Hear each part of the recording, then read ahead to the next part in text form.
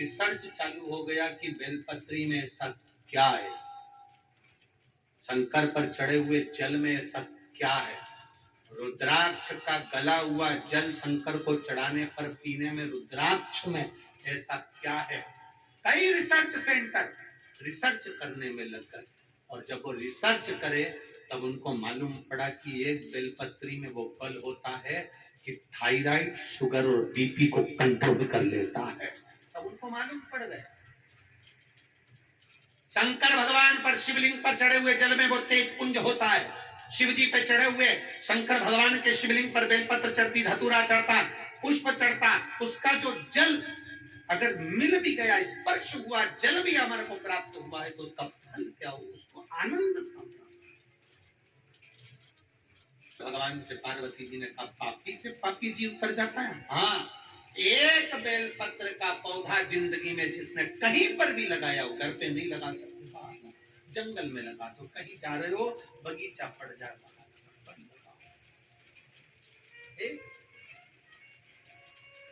पुनरपि जननम और पुनरपि मरणम के प्रपंच से व्यक्ति छूट जाए। इस प्रपंच से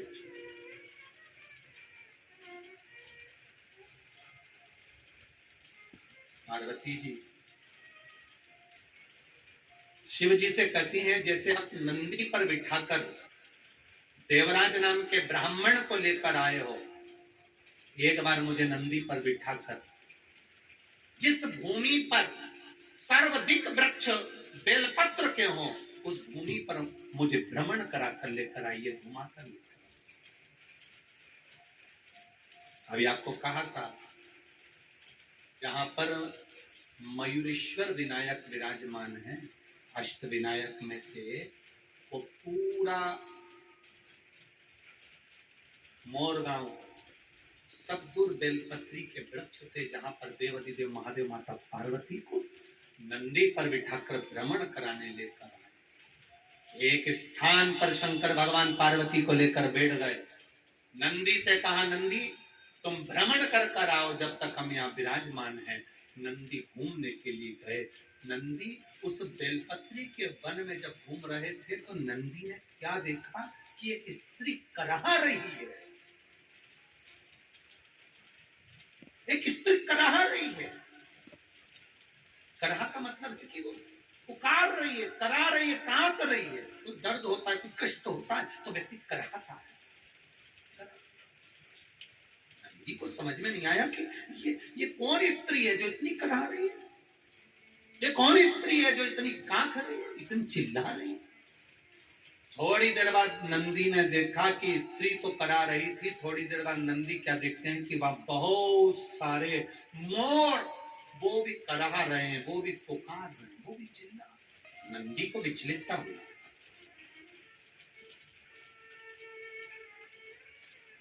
आप लोग तो अष्ट विनायक की पवित्र भूमि पुणे में रहते हो, आप लोगों को तो ये कथा जरा ज्यादा याद होगी क्योंकि आप लोग मयूरेश्वर विनायक तो गए हो सभी लोग, तो गए होगे तो आप लोगों को ये कथा तो ज्यादा मालूम होगी। हम लोग तो केवल मुद्गल पुराण की, मुद्गल पुराण, गणेश पुराण, शिव पुराण और ब्रह्म वैवर्त पुराण की, इन चारों पुराणों में से ये पवित्र कथा आपको सुनाई।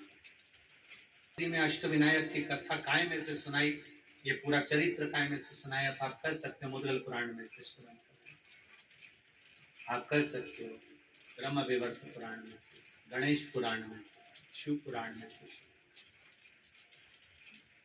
मुद्गल पुराण कर रही है बहुत सारे मोर करा रहे हैं, बहुत सारे मोर। नंदी विस्मय में पड़ गए, विस्मय में पड़ गए। अब थोड़ी देर बाद नंदी विस्मय में पड़े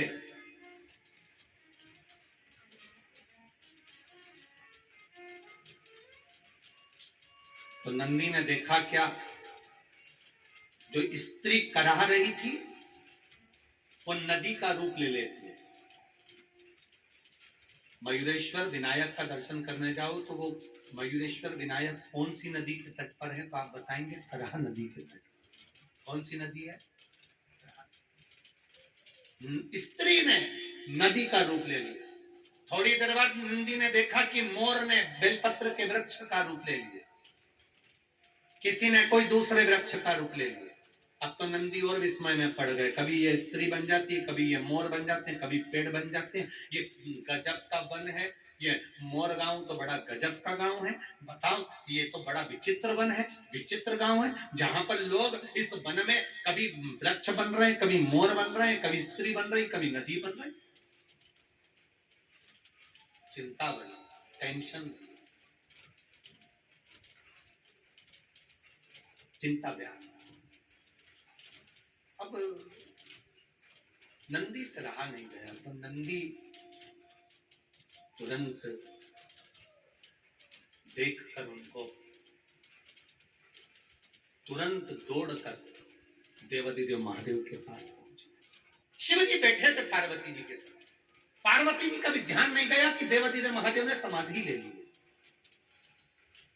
देवादिदेव महादेव ने तब साधना में लीन हो गए, नेत्र बंद कर लिए शंकर भगवान ने। कोई कोई होता है, स्त्री का रूप ले रही है, एक स्त्री नदी का रूप ले रही है, और करा रहे हैं, रो रहे, चीख करा। कारण क्या है? पार्वती जी ने नंदी से पूछा कारण क्या है? नंदी बोले हमें क्या, हमने पूछा तो कोई बताने को तैयार नहीं, करा रहेगा। इतने में पार्वती जी ने देवादिदेव महादेव से हाथ जोड़कर प्रार्थना करी, बाबा नंदी के इस प्रश्न का उत्तर दीजिए। शिव जी तो तब साधना में लीन थे, एक उत्तर नहीं दिया भोलेनाथ ने। पार्वती मैया जान गई कि भोले बाबा तो तब समाधि में लीन हो गए। लोग कहते हैं मयूरेश्वर विनायक जहां विराज रहे हैं वहां केवल गणेश जी हैं। याद रखना, मयूरेश्वर विनायक के मंदिर में केवल गणेश जी नहीं है, मयूरेश्वर विनायक के बाहर जो नंदी बैठा है वो शिव के ही प्रतिबिंब के रूप में विराजमान है। शिव के रूप में पूरे भारत की भूमि पर कहीं पर भी भ्रमण कर लेना, गणेश जी के मंदिर के बाहर नंदी नहीं मिलेगा। कौन कौन गया है मयूरेश्वर विनायक का दर्शन करने? है कि नहीं नंदी? केवल एक, पूरे भारत की भूमि पर केवल एक गणेश का मंदिर, एक विनायक का मंदिर ऐसा है जिनके बाहर नंदी विराजमान है। वो नंदी क्यों है? उसका कारण ऐसा,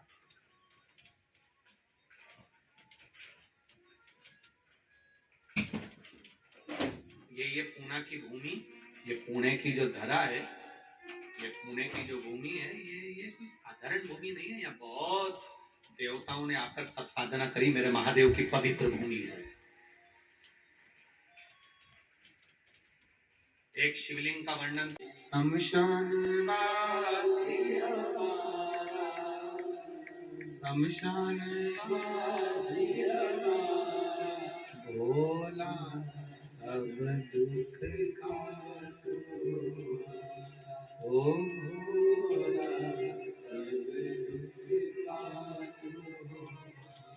नंदी चले उस मोर गांव की ओर, वन की ओर, पता करने के लिए शिव नाम लेते लेते जा रहे हैं। इधर बिंदुक नामक का ब्राह्मण चोरी का धन लेकर जल में गिर जाता है, मर जाता है, प्रेत योनि में पड़ जाता है। चंचुला देवी पार्वती जी के कहने से शिव महापुराण की कथा करवाती हैं, और देवादिदेव महादेव, माता पार्वती जी, ईसर जी और गोरा जी बनकर शिव पुराण के यजमान बनकर कथा श्रवण करने के लिए जाते हैं। ईसर जी गोरा जी पधार रहे हैं, जोरदार ताली बजाएं। भगवान देवादिदेव महादेव और ईसर जी और गोरा जी पधार रहे हैं, जोरदार ताली बजाकर स्वागत करिए ईसर जी और गोरा जी। कल नंदी पार्वती जी से क्या कहता है, और मयूरेश्वर विनायक कब आते हैं, क्यों आते, किस लिए आते हैं, ऐसे पावन प्रसंग को अपन कल की कथा में आगे बढ़ाएंगे। अष्ट विनायक शिव महापुराण की कथा बड़े भाव से आप श्रवण कर अपने जीवन को सार्थक बनाएं।